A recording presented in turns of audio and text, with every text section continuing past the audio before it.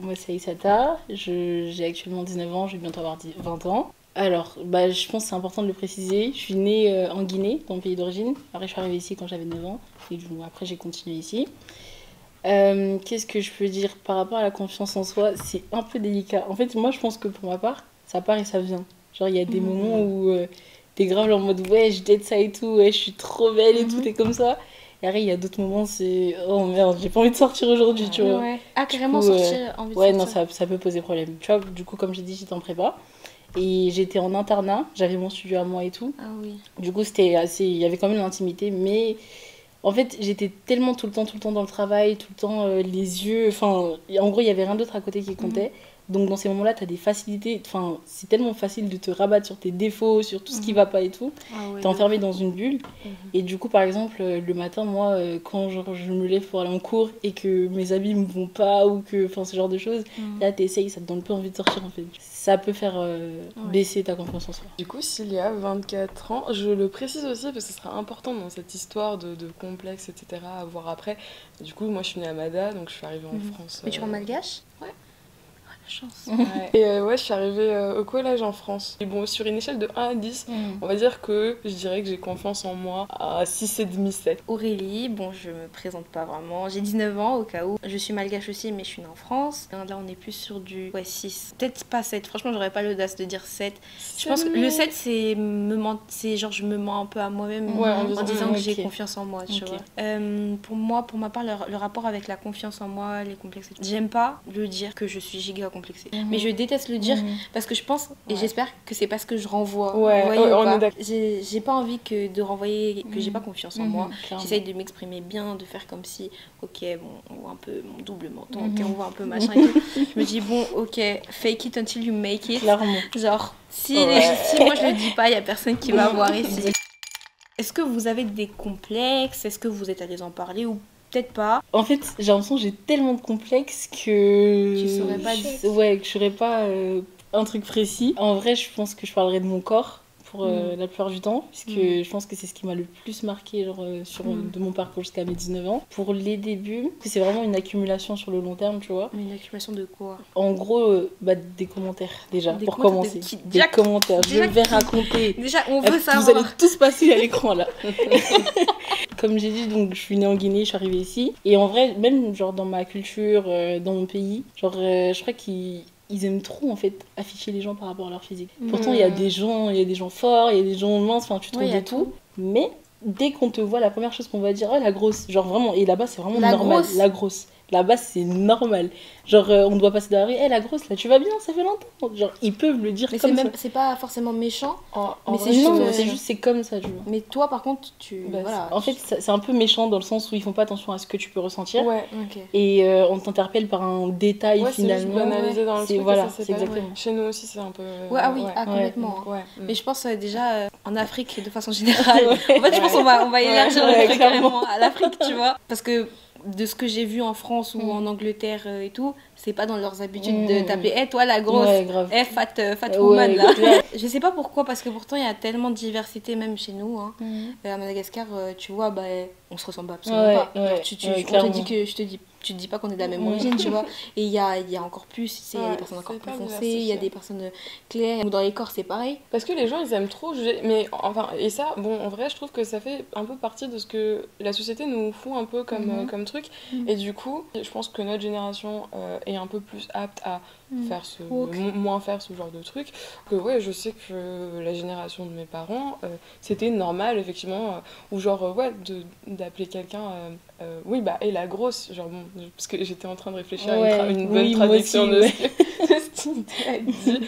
Mais non, mais ouais, t'appelles pas les gens comme ça. Du coup, je pense que c'est un truc un peu ancré, qui tend à se développer, enfin, évoluer en bien. Par contre, genre, ça s'entend encore. Ah oui, bien sûr. Moi, encore une fois, par rapport à ce que j'ai dit tout à l'heure, j'aime pas dire mes complexes. Clairement, j'aime pas dire mes complexes.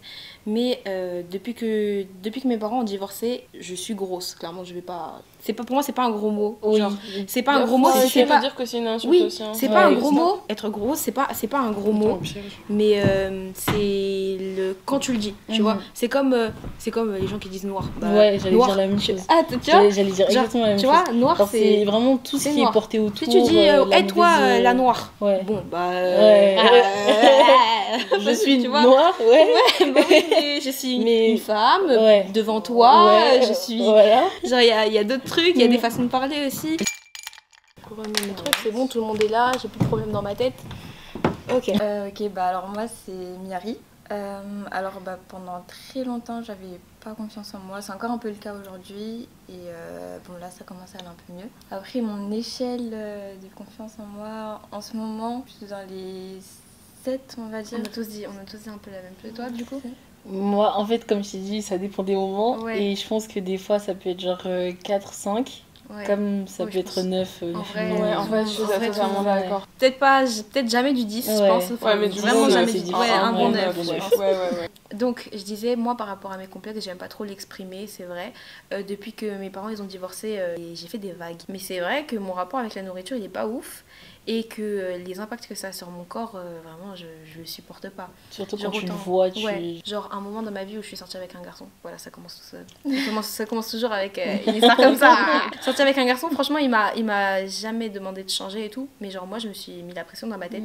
Et du coup, genre, pendant une semaine, j'étais là en mode sport, machin. J'ai perdu 5 kilos alors que j'en avais archi pas besoin. Parce que vous savez, en une semaine Ouais. Je me demande encore comment j'ai fait. Je mangeais pas trop et je faisais beaucoup de sport, genre toute la journée. Genre littéralement toute la journée. Ouais, j'ai fait un peu la même chose quand mon ex avait rompu à l'époque au lycée. Et j'étais en train de courir dans un parc et j'ai fait un malaise. Ça commence par une histoire comme ça, c'est bizarre. Après, j'ai regrossi parce que la vie. Les études, vivre seul. Après, moi, j'ai pas. Mais les études, c'est vraiment une dinguerie. Oh là là. Ah ouais, c'est vraiment une Moi, je crois que j'ai peut-être pris 5 kilos sur les 2 années là. Ah, moi, je pense pas que ça. Ouais, en fait, je pense plus. Moi, je sais que j'en ai pris 10, c'est la balance qui me l'a dit. Moi, j'ai arrêté de me peser, ça fait peut-être 5 ans, je me suis Tu te sens mieux? T'es mieux dans ta peau de pas. Parce que qui oblige qui de se peser là? On s'en fout. Mais oui, en fait, en vrai, de vrai, ça sert à rien. Après, ça veut rien moi, dire. par rapport à ce que je fais, tu vois, en faisant des trucs d'acteurs, tout ça là, des fois, ils demandent la taille des habits, ce genre de choses. Et dans ces moments-là, je me dis, putain, il faut que je prenne mes comment je leur mensurations explique et tout. que. Alors, dans ce magasin, carrément, je trouve pas ma taille. Clairement. Undies. J'ai pas une poitrine de ouf, hein. J'imagine même pas. Undies, j'ai jamais trouvé ma taille. Sérieux? Mais ouais, parce que en gros, si tu veux, je pense bien que je fais du sang en tour de taille. Le sang à Undies, ça n'existe pas. Ouais. Genre, c'est que du F et je fais pas du F, tu vois. Genre, c'est en gros, c'est proportionnel par rapport. Pourtant, c'est un magasin de lingerie. En fait, je pense que je te conseille des endroits, t'inquiète. En fait, moi, ce que j'ai fait, c'est qu'à un moment donné, j'ai juste genre. Bon, maintenant, je porte plus de soutien-gorge, du coup, ça règle le problème. Mais à un moment donné, ce que je faisais, c'est que j'allais tout le temps pendant les ventes privées, des fois, des trucs. Et vraiment, genre, je faisais mes achats que à ce moment-là. Parce que oui, je sais que c'est pas forcément évident à payer, genre, clairement. Et sinon, le début de mes complexes, vraiment, c'était genre à cause de mes potes. Genre au collège, si vous voulez, j'ai jamais été vraiment une meuf en mode soin et tout, genre jamais, je me suis jamais dit ça et tout. Et genre j'ai eu ma pote en 5ème qui me disait ouais, toi t'as quelle forme de corps, quelle silhouette et tout, moi je suis en 8, toi t'es quoi et tout, ah toi t'as les épaules larges et tout, toi t'es V, toi comme les hommes. Et donc ça c'était ma première pote qui me disait ça, qui m'apprenait qu'en fait il y avait des formes de corps et qu'il y avait des formes meilleures que les autres. Ne jamais écouter ça, c'est de la merde. Tu peux faire des constats, il y a des formes, ok, mais de là à les il y a des formes, mais il n'y a classifier, pas de... Il y a eu cette pote-là, il y en a une autre après qui était genre, franchement, une meuf, elle a un corps de ouf. Enfin, voilà, je vais pas mentir, elle a un corps de ouf et tout, qui est complètement l'opposé du mien. Et puis elle était là en mode, ouais, moi j'ai des grosses fesses et tout machin, toi, bof, genre, ah ouais, toi t'es toute plate et tout, enfin, des trucs comme ça et tout. Et puis moi... Qui dit ça, genre... Et c'est plus ma copine, vous inquiétez pas, c'est plus ma copine. Je pense pas non plus que c'était à mal quand elle le disait, ou peut-être pour se remonter elle aussi. Mais bon, tu sais, quand on est jeune, c'est... Ouais. J'ai été matrixée par ce truc de silhouette, vêtements meilleurs pour... Ouais, t'inquiète, j'étais en 5ème, j'étais conne. Ouais, mais maintenant c'est bon. Quand même. Ouais, c'est tout. J'étais là en mode, ouais, quel est le vêtement fait pour cette forme de corps en V, machin. Il faut... Ah ouais? Ouais. Même période. Que t'as des épaules larges, tu peux pas mettre de manches bouffantes. Je kiffe ça. Au jour d'aujourd'hui, franchement, je kiffe ça. J'en ai rien à faire, je kiffe ça. Je sais pas pourquoi vraiment, j'avais peur. Il disait, ouais, vaut mieux avoir les cheveux longs pour pouvoir cacher ses épaules.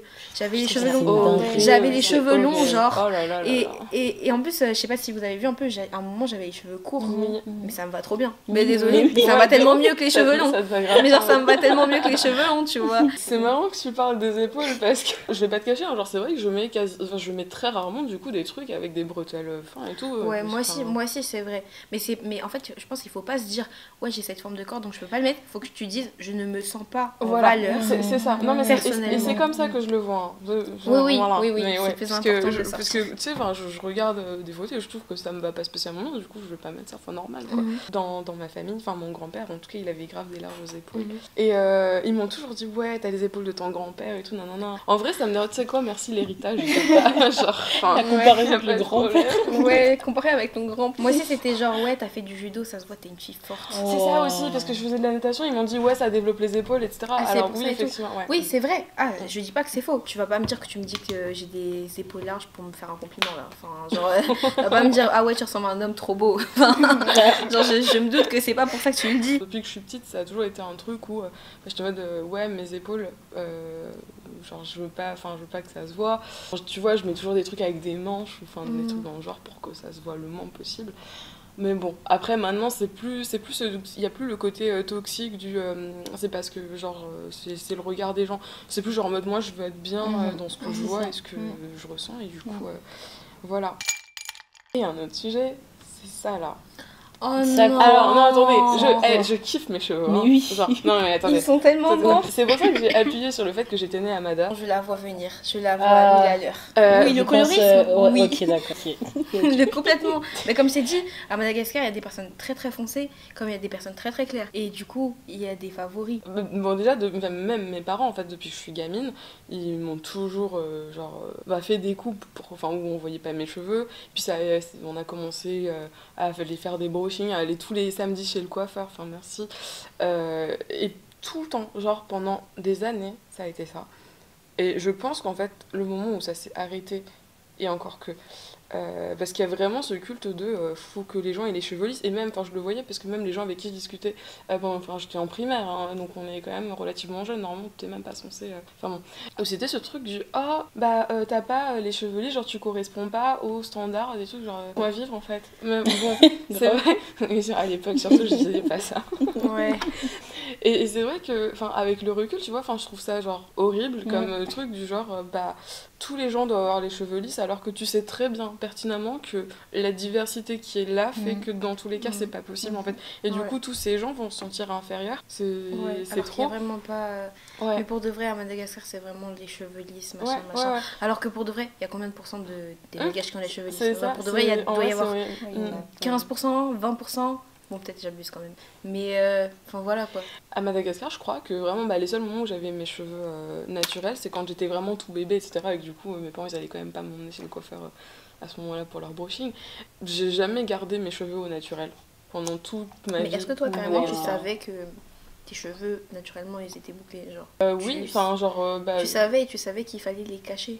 Oui, je savais qu'il fallait les cacher, ouais. Et t'avais conscience, genre, de cette... mais peut-être pas autant que j'en ai maintenant, mais oui, c'était genre en mode, d'ailleurs, je vais en venir là. Mais après, toi, t'étais dans une normalité, toi. Enfin, pour toi, oui, pour moi, et oui, voilà, et pour moi, c'était normal de faire ça. Après le coup, tu te dis, non, en fait, non, t'avais pas... J'ai tellement abîmé mes cheveux comme ça, et du coup, je suis arrivée en France. On a continué un peu le truc, parce que du coup, je suis arrivée... C'est là où j'ai commencé à avoir mes périples, des lissages, etc. Parce que du coup, ma mère voulait trouver toutes les solutions pour que voilà, on lisse mes cheveux et du coup, t'as plus de problème après. Ça m'a littéralement bousillé. J'étais chauve de là. Hein. Genre, j'avais. Parce qu'on m'a fait un. C'était un défrisage. Mais en fait, c'était trop fort pour mon truc. Et genre, juste là, j'avais plus rien. Bon, c'est-à-dire que pendant 1 an ou 2 au collège, je mettais forcément un bandeau pour se cacher la main. Et bon, après ça, je me suis dit, il serait peut-être question d'essayer de trouver d'autres solutions. L'Oréal a sorti le Steam Pod, truc vapeur, c'est mieux pour les cheveux, vas-y on passe à ça, on essaye. Bon, ceci étant passé, je suis arrivée au lycée et c'est là où en fait les choses ont commencé à s'arranger. Parce qu'au-delà de mes cheveux aussi au collège, il y avait mon poids qui était problématique. On m'appelait Bouboule pendant toute ma vie au collège. Oh mon Dieu. Après le truc, moi de base je suis quelqu'un de très positif et je vois, en fait, moi je l'interprétais même pas, en fait ça me faisait rien, tant mieux. En vrai je suis reconnaissante à la vie de m'avoir rendu comme ça. Ouais, ça aurait pu être ouais, ça aurait horrible. été catastrophique. Voilà. Ah, C'est pour ça que je me dis, complètement. je l'ai vécu bien, et enfin, je l'ai bien vécu, et tant mieux. Mais je sais que, enfin, il y en a qui sont mal pour, entre guillemets, un peu moins que ce que j'ai pu avoir. Ouais. Parce que pour le coup, j'étais vachement bully. Ou vraiment la boulimie, genre tu te faisais vomir et tout. C'était une période. J'avais un rapport à mon corps très. Toxique. Mais du coup, Ouais, est-ce que compliqué. pour le coup, est-ce que c'est vraiment le truc de travailler ses émotions par la nourriture ou juste t'aimais manger, genre juste pour Je suis arrivée en Normalement, France. ouais. Je suis arrivée en France. C'est pas la même alimentation. Moi, en fait, vu que j'étais déjà bien stock quand j'étais en Guinée, quand je suis arrivée, genre, c'était tellement pas la même façon de manger, la même alimentation, les mêmes trucs, Ouais. que personnellement, j'ai perdu du poids. Ah. Genre, mais ça a pris du temps, tu vois. C'était vraiment parce qu'en Guinée, j'abusais. En matin, midi, il n'y avait pas en fait des horaires pour manger. Du coup, c'était tout le temps. Ah, Du coup, c'était tout le temps. Dès que je pouvais, je mangeais. Et du coup, là, ok, matin, midi, soir, c'est. Voilà. Ouais, c'était plus régulé. Pas de grignoter, il y a le goûter en plus, donc tu manges assez bien, tu vois. Ah, ok. Et donc, une pendant question de culture, l'été, finalement. j'ai perdu du poids. Quand je revois mes photos, on Waouh. dirait que j'étais malade.